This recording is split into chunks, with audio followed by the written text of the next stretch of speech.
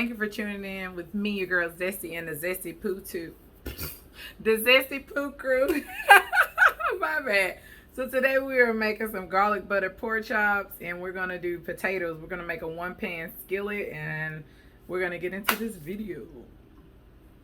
Oh, if you haven't subscribed to the channel and you like what you see and you want more of it, please hit the like, subscribe, and the notification bell so that way you can be uploaded each and every time I upload content. Let's get into this. So what I'm doing is I'm gonna dry my pork chops off just a little bit because I did rinse them to clean all that grit off the bone. And so the seasonings that I have is paprika, onion powder. I hope you guys can see that. Onion powder.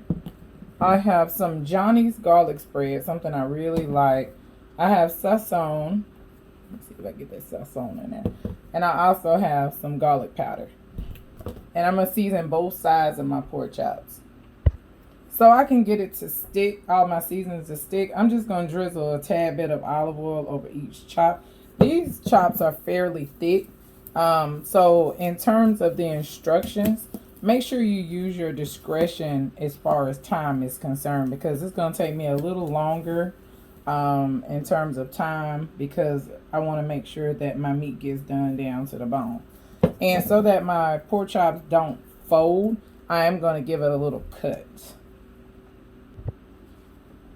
I'm just going to give it a cut, just like so.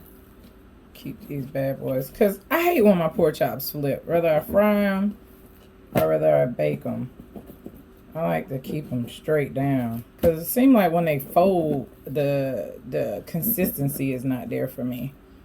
And I do like to keep a little fat on mine. If you have a lot of extra fat, then get it off of there. But I do like to keep a little bit if I'm baking it, so that way they don't dry out. Because it's not like chicken, to where it kind of keeps a little more moisture. So that's how I'm going to do that. Alright. So now I'm just seasoning these bad boys. So now that I have my pork chops all good and seasoned up, I am just going to let them hang out in the fridge for about an hour, just because I have time. And I'm going to cover it. I have everything good and seasoned, and when we get back, we're going to get to panning it up. So I'm going to parboil some potatoes for about 3 to 5 minutes to get them just a little bit cooked, because the potatoes are going to take longer than the pork chops. And I'm going to put some salt in my water as well. So about 5 or 6 minutes. So what I'm going to do now is I'm going to just give my pork chops a nice little sear on both sides. And that's just a little olive oil.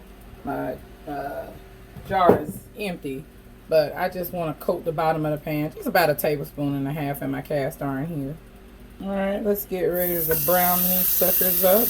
And remember, I cut slits in them, so we don't have to worry about them folding up. I'm only going to put 3 in at a time. And like I said, I'm just searing them on each side.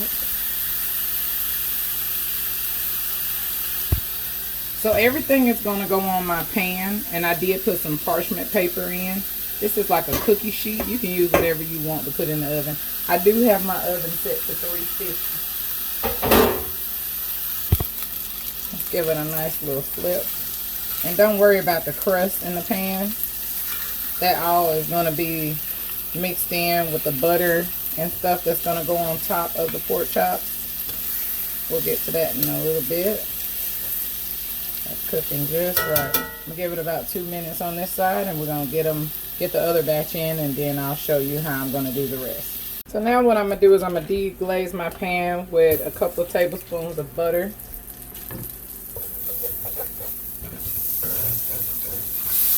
All of this is going to make sense whenever it locks into those pork chops. If your seasoning burnt, don't use it. But I cook my pork chops at a medium temperature, so that way it wouldn't burn. Because cast iron, it does tend to cook a little quicker. But all of those little bits right there, they're going to make sense. That's a game changer. Yeah, baby. Now I have about 6 cloves of garlic that I cut up, that I minced up earlier. You can use garlic paste on this. Just don't use the garlic in the jar. It's a different taste altogether. you want to have a fresher garlic. So I'm just going to give it a couple of seconds to get that garlic going, get it opened up. And then I have a small yellow onion that I chopped that I'm going to add to this mix. And this mix is going straight over the chopped, guys. So here we go. It's not a gravy, but it is a sauce. And it is bomb.com. Right, Sally, right. Oh, yeah. So what I'm going to do is I'm also going to add some thyme in here. I don't have fresh thyme, and it's okay. This thyme will work just good. Just to give it some herby flavor to it. I love thyme. I'm also going to add some parsley and some dried rosemary. I usually try to use fresh rosemary with dishes like this, but I couldn't find any at the store, and it's all good because once that dried rosemary opens up, it's awesome. So this is good enough. You don't want to cook your onions too much. They just need to be opened up a little bit because they'll finish cooking in the oven. You'll have enough time. And I'm going to get this ready for our sheet. So now what I'm going to do is I'm going to take that good garlic and butter and rosemary and thyme onion sauce. I'm going to put it right over the pork chops. Now for the potatoes, I really just want to give them a nice bake. So I'm not going to really worry about getting too much of the sauce on them.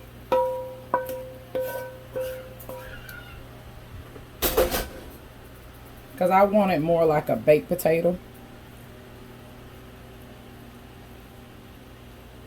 And if some of the onion sauce gets on it, it's okay. It's still going to be tasty, I promise you.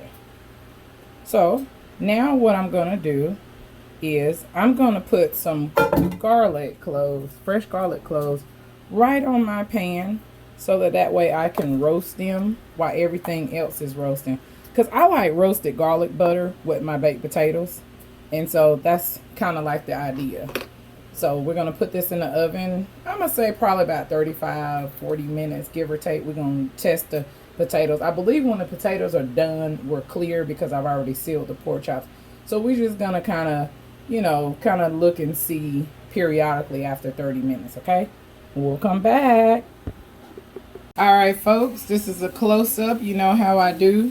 So what I'm doing is I'm just taking the little remnants, the little juice remnants in the side of the pan and all that onion sauce, and I'm going to make sure that I get it all on the pork chops. It did pretty good staying on there throughout the cooking process, so we did good. These are not a real liquidy pork chops because of the way I did the onion, and it's okay. So this is what you want to do. And you want to just make sure it's spread it on in there. Now, what you want to do is you want to make sure you let these rest for a good 5 minutes before you do anything with them. So that way it can keep all this tender and juiciness. So, I'm going to read the positive quotes, folks. I love you all and thank you for coming. This quote says as follows. The secret of change. Alright, the quote says as follows. The secret of change is to focus all of your energy. So the quote says as follows. The secret of change is to focus all of your energy not on fighting the old, but on building the new. So instead of focusing on trying to repair old habits, create new habits. And until next time, peace out. Yummy, yummy, tomato. I love you guys.